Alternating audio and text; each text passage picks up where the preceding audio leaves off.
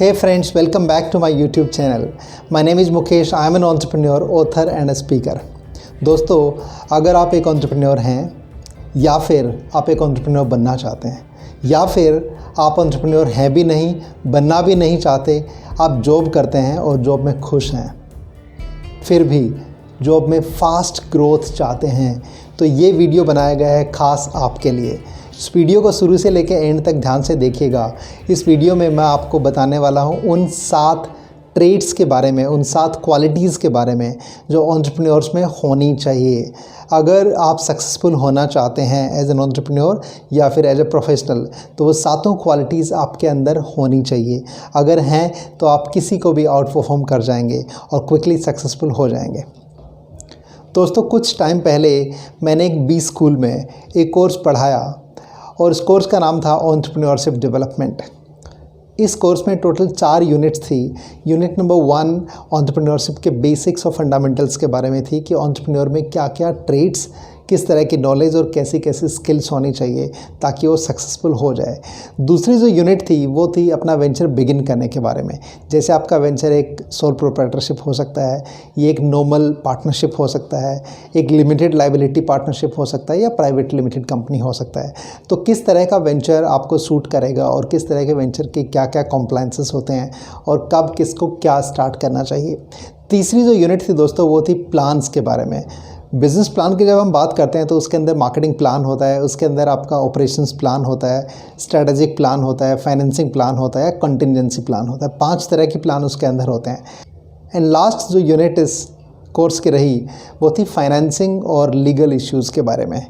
Financing आप कहाँ से और कैसे अरेंज कर सकते हैं और लीगल क्या क्या इश्यूज़ हो सकते हैं। जैसे अगर आप फ्रेंचाइजी ले रहे हैं या आप लाइसेंस किसी चीज़ का ले रहे हैं या फिर अपनी कंपनी बना के ट्रेडमार्क रजिस्टर करा रहे हैं या दूसरा कोई इंटेलेक्चुअल प्रॉपर्टी राइट है।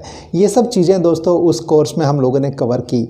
और देखिए, इस वीडियो के माध्यम से मैं आपको पूरा कोर्स नहीं कवर कराने वाला हूँ। मैंने ब्रीफ में बताया कि हमने क्या क्या उस कोर्स में कवर किया, लेकिन वापस मैं आपको ले चलता हूँ यूनिट नंबर 1 की तरफ, चैप्टर नंबर 1 की तरफ। उस चैप्टर में भी एक छोटे से सेक्शन की तरफ जहाँ पर हम लोगों ने डिस्कस किया कि एंटरप्रेन्योर्स के अंदर क्या क्या ट्रेड्स होने चाहिए। ऐसे कौन से ट्रेड हैं जिनको अगर एक एंटरप्रेन्योर डेवलप कर ले अपने आप के अंदर तो उसकी सफलता की प्रोबेबिलिटी, उसकी संभावना काफ़ी बढ़ जाती है। तो दोस्तों, शुरू करते हैं क्विकली बिना टाइम गंवाए। जो पहला ट्रेड होता है एक एंटरप्रेन्योर का, जहाँ से एंटरप्रेन्योरशिप जर्नी बिगिन होती है दोस्तों, वो है आपका रिस्क टेकिंग एबिलिटी।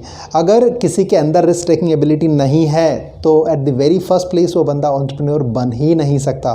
देखिए, एंटरप्रेन्योर अपनी सेफ सिक्योर जॉब को रिस्क पे डालता है, अपनी जितनी भी सेविंग है सारी की सारी रिस्क पे डालता है और अपने रिश्तेदारों से, अपने फ्रेंड से, फैमिली से, सबसे पैसा उधार लेके अपनी रेपुटेशन को रिस्क पे डालता है और ये सब करके वो अपना बिजनेस स्टार्ट करता है और आगे बढ़ाता है। तो दोस्तों, अगर रिस्क टेकिंग एबिलिटी नहीं हो तो आप ये काम नहीं कर सकते। लेकिन मैं ये कहता हूँ कि रिस्क टेकिंग एबिलिटी एक ऐसी चीज़ है जो कि आप डेवलप कर सकते हैं। छोटी छोटी रिस्क लीजिए, आप उनमें फेल होंगे तो आप ब्रोक नहीं होंगे, आप डूब नहीं जाएंगे। फेल होंगे तो आप उन फेलियर को सहन कर पाएंगे और अगर सफल हुए तो आपका कॉन्फिडेंस बढ़ेगा। लेकिन धीरे धीरे आप ये ट्रेट अपने आप में डेवलप कर सकते हैं। आगे चलते हैं। सेकंड जो ट्रेट होता है सक्सेसफुल एंटरप्रेन्योर्स का, वो ट्रेट होता है ट्रेट ऑफ डिसीजन मेकिंग। जी हाँ, you need to be quick in decision making. देखिए, जब मैं अपने खुद के बारे में सोचता हूँ और अपने पास्ट में जब जाता हूँ तो मुझे ये क्लियर पैटर्न नज़र आता है कि जहाँ जहाँ मैंने क्विक डिसीजन मेकिंग की है वहाँ मैं सफल हुआ हूँ और जहाँ पर भी मैं पैरालिसिस ऑफ एनालिसिस में फंस गया हूँ, जहाँ पर भी मैंने टाइम लगाया डिसीजन लेने में, वहाँ पर मैं सफल नहीं हो पाया हूँ। और अगर सफल हो भी पाया हूँ तो उस सफलता का स्केल बहुत बड़ा नहीं रहा और उससे मुझे बहुत खुशी नहीं मिली। सो दोस्तों, you need to be quick decision maker. तो आप एक बार थोड़े से कॉन्शियस हो जाइए कि क्या आप इस डिजीज़ से सफ़र कर रहे हैं जिसको हम कहते हैं पैरालिसिस ऑफ एनालिसिस। अगर हाँ, तो आप क्विक डिसीजन लेना शुरू कीजिए। मैं आपको गारंटी के साथ कह सकता हूँ कि आप नहीं डूबेंगे वो डिसीजन लेने से, आप बर्बाद नहीं हो जाएंगे वो डिसीजन लेने से। क्विक कुछ छोटे डिसीजन लीजिए और स्लोली आपको कॉन्फिडेंस आने लग जाएगा। नंबर 3 जो क्वालिटी होती है एंटरप्रेन्योर्स की दोस्तों, वो होती है communication skills.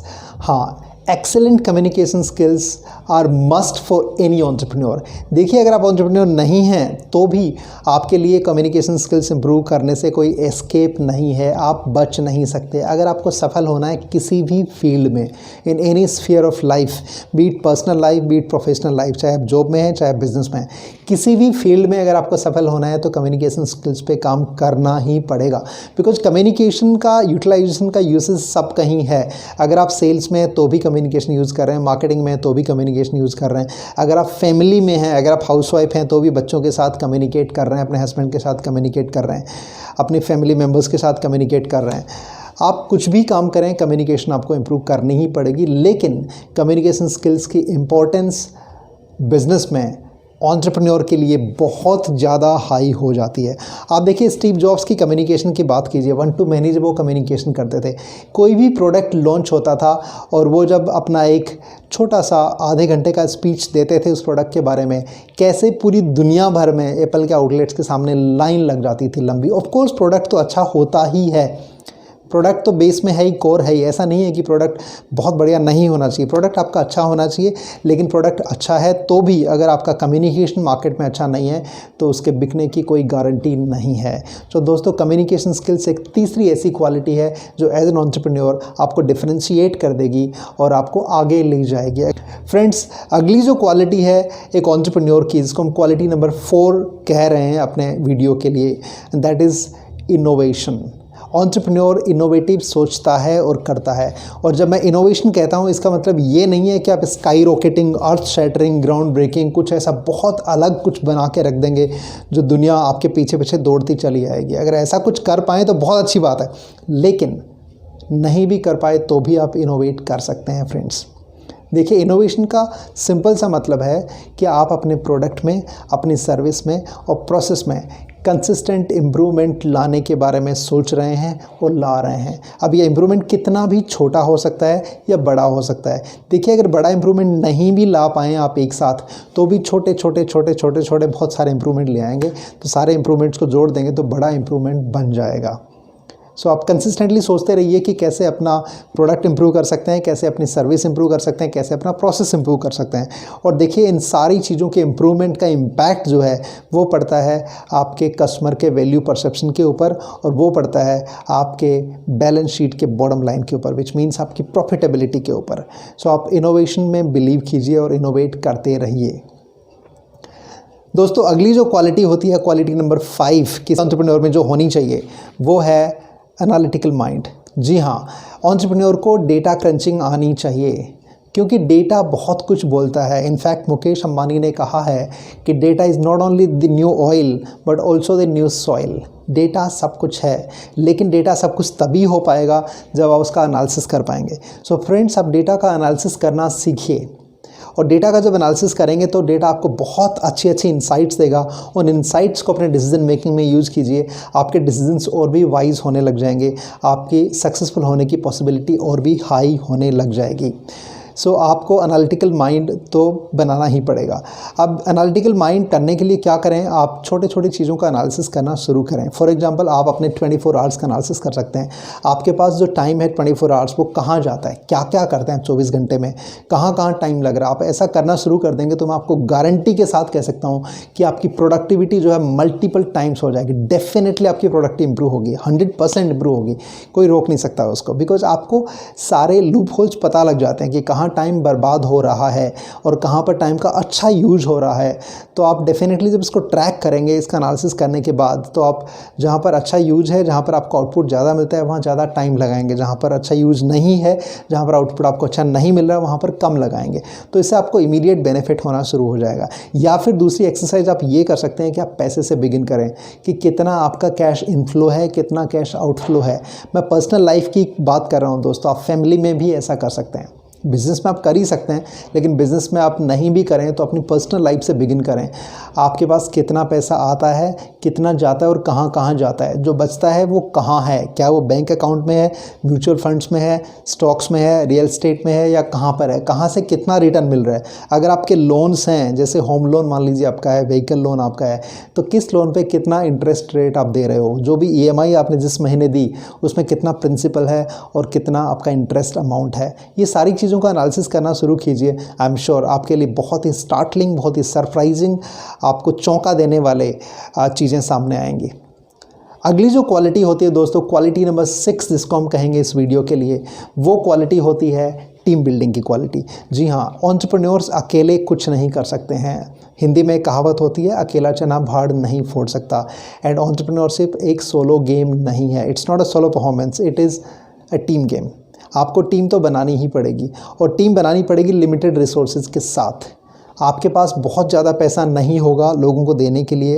As an entrepreneur आप ये अफोर्ड नहीं कर पाएंगे कि आप smartest of the smartest people दूसरी MNC से पोच करके ले आएँ और उनको आप अफोर्ड कर लें। नहीं, आपके पास जो भी जैसे भी लोग हैं उनको आप स्मार्ट बनाइए और उनके अंदर टाइम इन्वेस्ट कीजिए और उन लोगों को रिटेन कीजिए। लोगों को अट्रैक्ट करना एक काम है, लेकिन उनको रिटेन करके अपनी टीम में मेंटेन करना, उनको उनके परफॉर्मेंस को कंसिस्टेंटली इंश्योर करते रहना, ये दूसरा काम है। आपको दोनों ही काम खुद करने पड़ेंगे। You need to build teams and maintain the morale of the teams at very high levels.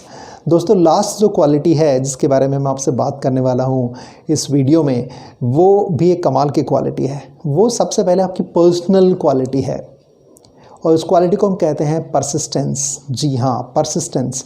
देखिए, परसिस्टेंस का मतलब है कि you will not give up.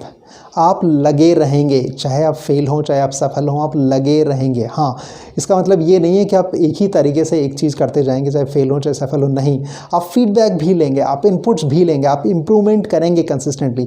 अगर आप सेम तरीके से सेम चीज़ करते रहेंगे और अलग अलग रिजल्ट एक्सपेक्ट करते रहेंगे तो उसको इंसैनिटी कहते हैं। Doing the same thing over and over again and expecting different results is insanity. आपको इंसेन नहीं होना है, आपको समझदार होना है, आपको परसिस्टेंट होना है।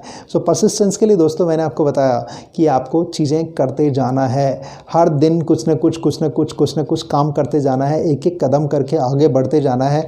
और जब आप कदम बढ़ाएंगे तो आपको याद रखना है कि पिछले कदम में हमने क्या सीखा था, पुरानी सारी की सारी लर्निंग उसमें डाल देनी है।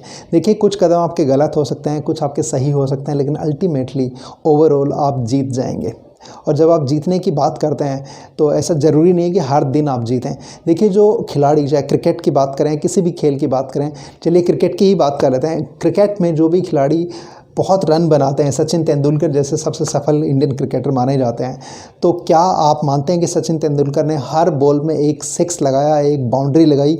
ऐसा नहीं है। हर बॉल में रन बने ना बने, लेकिन ओवरऑल आपको जीतना है और आपको अपने पुरानी गलतियों से या पुरानी सफलताओं से, दोनों से सीखना है। अगर कुछ डिसीजन अच्छे हुए हैं तो आप उनको दोहरा सकते हैं, गलत हुए हैं तो उनमें थोड़ी सी और इनसाइट्स डेटा की मदद से डाल के उसको लर्न करके आप सही डिसीज़न ले सकते हैं और आगे बढ़ सकते हैं। दोस्तों, मैं आपके लिए फिर से ये सारे के सारे 7 ट्रेट्स रिपीट कर देता हूँ जो एक एंटरप्रेन्योर में होने चाहिए। या फिर आप जॉब में हैं और फास्ट ग्रो करना चाहते हैं तो आप में भी ये सारे के सारे 7 के 7 ट्रेट्स होने चाहिए। अब चलिए शुरू करते हैं रिवीजन। नंबर 1, आपके अंदर रिस्क टेकिंग एबिलिटी होनी चाहिए। नंबर 2, आपके अंदर क्विक डिसीजन मेकिंग कैपेबिलिटी होनी चाहिए। नंबर 3, आपकी कम्युनिकेशन स्किल्स अच्छी होनी चाहिए and there is no escape from it, और आप इसको कर सकते हो। नंबर 4, आपको इनोवेटिव होना पड़ेगा, और इनोवेशन का मतलब स्काई रॉकेटिंग, अर्थ शैटरिंग, ग्राउंड ब्रेकिंग चीज़ें नहीं है। आप कंसिस्टेंटली छोटे छोटे इंप्रूवमेंट अपने बिजनेस में, अपने प्रोडक्ट में, अपना प्रोसेसेस में, सर्विस में करते रहिए, और वही आपके लिए इनोवेशन है। कभी बहुत बड़ा हो जाए तो अच्छी बात है, नहीं तो बहुत बड़े का वेट मत करिए। आप छोटे छोटे चेंजेस, छोटे छोटे इंप्रूवमेंट लाते रहिए। 5वीं जो क्वालिटी है वो है एनालिटिकल माइंड। आपको डेटा का एनालिसिस करना आना चाहिए और उससे इंसाइट्स निकाल के उनको डिसीजन मेकिंग में यूज करना आना चाहिए। जो अगली क्वालिटी है, क्वालिटी नंबर 6, वो है team building and maintaining the teams, retaining the people in the teams. आपको हाई परफॉर्मिंग टीम्स बनानी होंगी और आपको उनसे 110-120% तक परफॉर्म करवाना होगा। ये कैसे करवाना है ये आपके ऊपर है। इसकी बहुत सारी सब्जेक्टिव अप्रोच हो सकती हैं, आप खुद करिए और सीखिए। लास्ट जो क्वालिटी हमने बात करी, क्वालिटी नंबर 7, वो है परसिस्टेंस। जी हाँ, एंटरप्रेन्योर जो होते हैं वो परसिस्टेंट होते हैं। They do not give up against the circumstances and in fact let me tell you, entrepreneurship faint hearted लोगों के लिए नहीं होती है, ये ब्रेव लोगों के लिए होती है जो परिस्थितियों के सामने भी खड़े हो सकें और उनको पार कर सकें, सारी बाधाओं को पार करते हुए आगे निकल के सफल हो सकें। एंड तो दोस्तों, मैं आशा करता हूँ कि ये 7 ट्रेड जो मैंने बताए, अगर आप एंटरप्रेन्योर हैं तो हो सकता है काफ़ी कुछ इसमें से हों भी, तो जो नहीं है उन पे काम कीजिए। आपको लगता है कि काफ़ी नहीं है तो भी काम कीजिए, और सारी की सारी चीज़ें सीखी जा सकती हैं। ये ट्रेड्स जो हैं अपने आप की पर्सनैलिटी में डाले जा सकते हैं, लेकिन इसकी ओनरशिप आपको खुद को लेनी होगी। देखिए, ये काम सिर्फ आप अपने लिए कर सकते हैं, दूसरा कोई आपके लिए नहीं कर सकता है। इसलिए आप अगर कॉन्शियस हो गए हैं इन 7 में से, तो हो सकता है 7 आप पकड़िए, या फिर कोई भी एक पकड़ लीजिए कि मुझे ये चीज़ डेवलप करनी है, और उस पर काम करना शुरू कर दीजिए। आई एम श्योर कुछ टाइम में आप उस एक चीज़ में बहुत अच्छे हो जाएंगे, और उसके बाद आप दूसरी पकड़ सकते हैं, फिर तीसरी पकड़ सकते हैं। कुछ महीनों में, मे बी 1 साल में, 1.5 साल में, 2 साल में आप सारे के सारी 7 की 7 क्वालिटीज़ अपने आप के अंदर डेवलप कर सकते हैं, और आप एक सफल एंटरप्रेन्योर या एक सफल प्रोफेशनल हो सकते हैं जो अपने करियर में फास्ट ग्रोथ करता है। आई होप आपको ये वीडियो पसंद आया होगा, आपको इस वीडियो से काफ़ी वैल्यू मिली होगी। अगर हाँ, तो प्लीज़ एक लाइक तो बनता है। Thank you very much.